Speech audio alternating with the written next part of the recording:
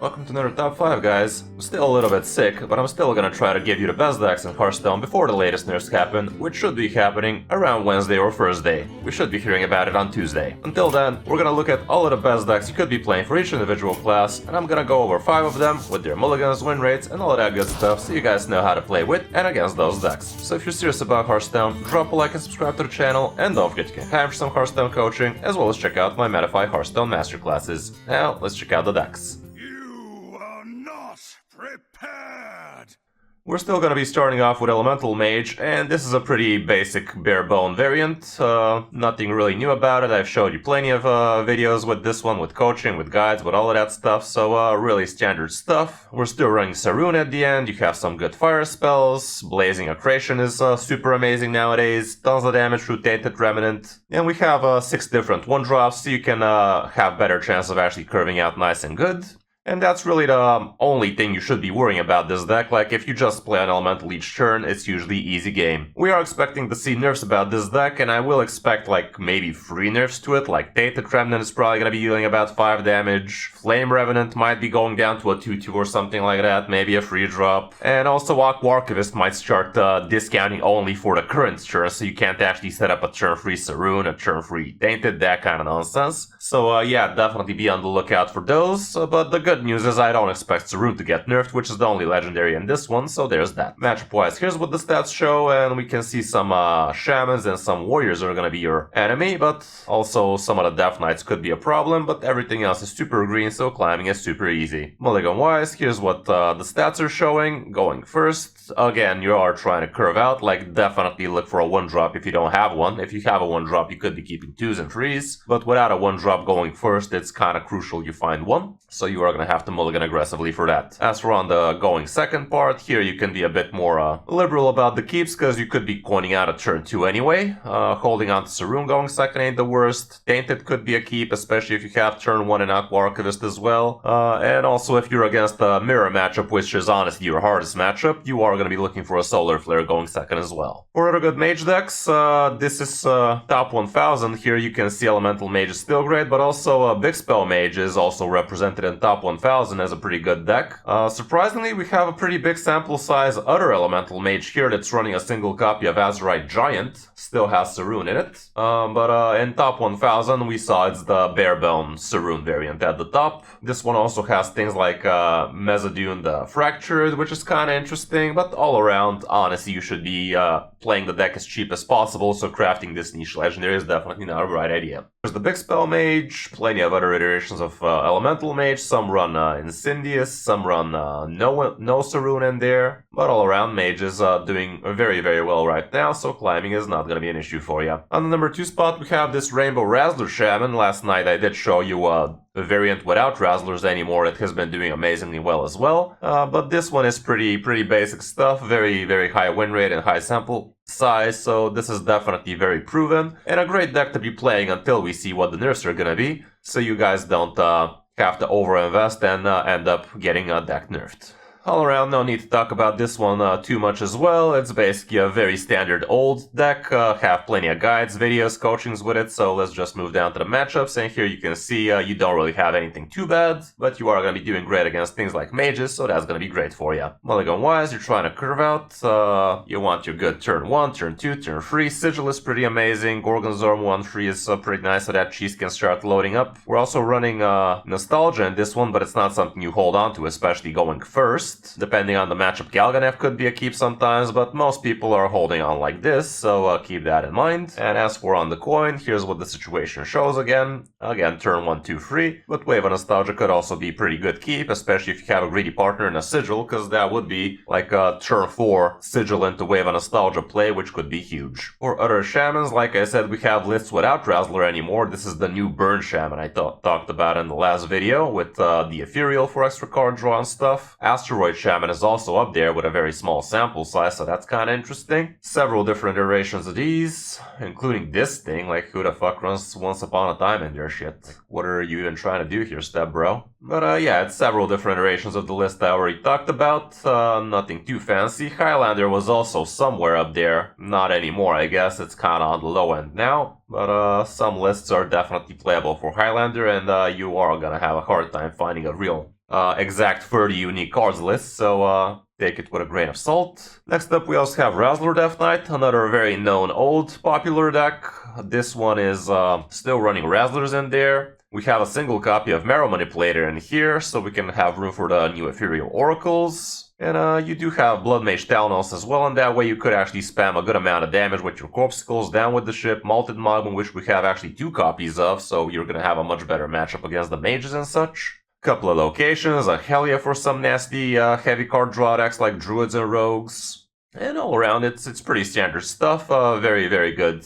And straightforward deck, so give it a check if you're in for climbing. Matchup wise, not that much stats apparently. We can check some similar variants. Yeah, this one literally single different card, one less marrow, one more marrow for one less malted. And here we can see the stats are as follows. Some hunters and druids are gonna be hard, but you're gonna have a good time against the mages, which is nice. Odin wares are also gonna be troublesome. Mulligan wise, I'm gonna use this one as well, because it has a lot more sample size, but you saw, one less marrow is probably gonna be a better idea, especially with all the mages. And here you're trying to curve out with a Miracle, with a Dreadhound, Mining, Harbinger ain't bad, Gorgon's Arm 1 curve is great, Brittlebone is also pretty nice on curve, Helia, especially if you have a curve, and especially against the draw heavy decks.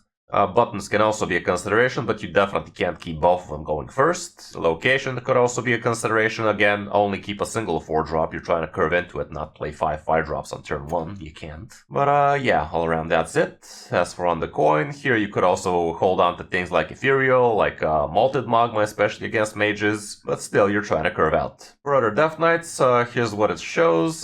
This is the one list I showed you, small sample size with pretty nice win rate. This one has a lot more sample size, but a whole 1 less % win rate.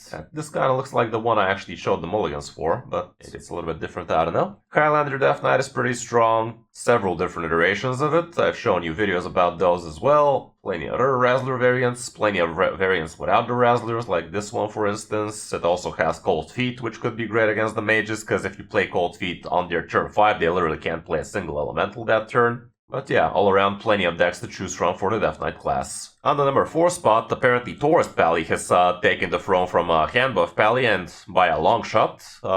This is, again, a pretty standard, pretty old deck. Nothing that new about it, except for a couple of Ethereal Oracles, which are definitely going to help you get your holy spells on time. We're not running the 6-mana Lumia in here, which definitely felt like an interesting inclusion, but it's kind of a double-edged sword, and you're trying to be the aggressor in most cases, so there's that. Everything else looks pretty standard here, aside from only a single Robo-Color in here, which kind of feels bad, but not that bad. We're not running Grifta in here, but we do have a couple of Mixologists, which you could actually repeat with the help of some Snapper Lionessa, but that's usually not what you're doing with it. And we also have Ziliax in here with the Virus module, obviously, because you are trying to tether it out with the help of Pipsy. The deck curves out pretty nicely, you can OTK people as well, you can tempo a lot with it, so all around climbing again should not be much of an issue. We can see Druids and some Death Knights could be a problem, but that's about it for its card matchup. Everything else is pretty green, so again, you should be cruising through the ranks. As for the mulligan, here's what people are holding on going first. Basically, again, try to curve out. Robo-Color can also be nice. Pipsy is a straight up keep. The rest probably not so much, but as for on the coin, it's a little bit similar, but you can also, again, look for your Pipsy, but also Prismatic Beam can be great. Robo is still nice. Even Lionessa could make some sense here. Ethereal Oracle can give you a bunch of card draw, but again, try to get the good old 1-2-3. For other good Pally lists, we can see that also Handbuff is at a close second with a very small sample size. However, this is the variant I showed you. Very high win rate, very high sample size. And here's the Handbuff Pally that I think I listed last time. Probably, doesn't matter. Was pretty similar. And it's still doing quite fine, but a couple of % lower than Tourist Pally. Flood Pally was also up there. Here's one. Not that big a win rate, not that big a sample size. And people are also flirting with Urban Pally. It's kinda playable, but nowhere near as good as the Tourist Pally, so there's that. Libram Pally so far haven't really picked up, so stay away from those. And on the last spot, we have Zarimi Priest again, back at the top for the class, and this variant is running a couple of Orbital Hollows, which are Halos, which are pretty nice. When you play an Ashton cards, you can get them down to 0. This deck is actually quite expensive, like so many legendaries in here, and we even have ETC with Deafen, with Fly Off the Shelves, and the Ceaseless Expanse against the longer games. You're still trying to get a bunch of dragons on the board so you can get your Zarimi active. You still are capable of flooding the board with thirsty drifters, funnel cakes help you get a bunch of extra mana. And the dream boats are especially amazing when you have the Crimson Clergies or when you're trying to get a very good Zarimi board, so you can actually OTK on the turn after. Zephyrus is in this one as well. Amontul is obviously in here, and Ziliax is +1/-1 as usual for tokeny decks. Matchup wise, here's what we have here. Corpsicle Death Knight is a little bit on the negative, plenty of the Shamans are going to be bad for you, but everything else is pretty good, including Elemental Mages. Mulligan wise, here's what people are holding on to. And again, you are trying to curve out. Children is nice, Gift Wrapped, Miracle, Whelp, Crimson, Gorgon's Orb curve is nice. Orbital Halo could be amazing, especially if it's between cards. Scale Replica is an okay thing to be doing, but I wouldn't really hold on to it like you're trying to tempo, not draw in the early turns in most cases, unless you feel like that would be the better idea, depending on the matchup. And Funnel Cake can also be a consideration, especially if you have the Crimson Clergy. As for On the Coin, again, plenty of the same stuff. Gorgon's Orb was still decent. Plenty of the 1-drops, some of the 2-drops like Whelp Rambler are still nice. So yeah, mulligan accordingly. For other good priest decks, we can see still that Cole's Priest is still decently well. Here's some of the variants with it. Here's another one. A lot less win rate. This is the one I showed you, like 10,000 games, that's a ton. With almost 60% win rate, definitely is one of the best decks apparently for climbing to Legend. Here's another variant with very similar results, very similar list. But as you can see, Control Priests are really nowhere to be seen just yet, at least in the top half of the win rates. Yeah, here's one. It's a Reno variant, under 50, so stay away from those. For the classes we haven't talked about, starting off with Demon Hunter, we can see Pirate Demon Hunter is still your best bet without any of the new shenanigans. Some of the Starship pieces do made it their way into some of the Pirate Death Knights, but honestly the Pirate part is the one that actually wins you the game, so keep that in mind. With Druids, Dungar Druid is doing amazingly well, and the higher ranks you can see Dollhouse Druid's doing well as well. This Taunt Druid, which is relying on plenty of hydration stations and such. Treant Druid is actually above 50, very small sample size, so I would stay away from that. And all around, that's it for the class. For Hunters, Spell Token Hunter seems to be the best bet, small sample size though. Breakfast Hunter is also doing quite nicely. Secret Hunter is playable from Diamond to Legend. I mean, not playable, it's actually doing amazingly well, because people don't play around secrets that well here. Plenty of different iterations of the Breakfast Hunter, some with the early eggs, others with more late game, with these notes, with this 1-mana guy. And I've seen some Starship Hunters doing actually well in higher Legend, but maybe it was a fluke. For Rogues and Top Legend, this is the best class right now, but it is a very high skill cap. Apparently Spellburst Rogue is doing quite well, even in Diamond to Legend. Mech Rogue is apparently doing well here as well. Dagger Rogue is also decent. Quasar Rogue is above 50% nowadays apparently, and I do believe it should be getting nerfed really soon. Cycle Rogue is actually one of the best decks in Top Legend. I would assume it's something along these lines, like Sonya Rogue. Yeah, this thing, it's pretty BS, honestly. And we have several other different iterations with Incendius and all of that nonsense. Yeah, plenty of toxic rogues at the top ranks. Definitely not very fun to face them. We can also see Warlock being at the top with Pain right now. Hand Warlock is also up there. Both of these very small sample size. The big sample size is Hand Warlock with very mediocre win rate. And that's about it for the positive Warlocks right now. And lastly we have Warrior, with Odin Warrior doing best because it's farming the mages mostly. This Taunt Warrior apparently is also doing decently well. Highlander Warrior is also playable, very small sample size, about 56 win rate. Dummy Warrior is also decent. And all around, those are going to be your 3 different choices for Warrior. Draenei Warrior does not seem to be amazing so far. So that's going to be it for this top 5, guys. Hope this helps you figure out what you want to be playing till the new nerfs happen. If you're serious about Hearthstone and enjoy what I'm doing, drop a like and subscribe to the channel, and don't forget you can have some Hearthstone coaching, as well as check out my Metafy Hearthstone masterclasses. Thanks for watching. I'm Kris, and I'll see you in my next video or stream.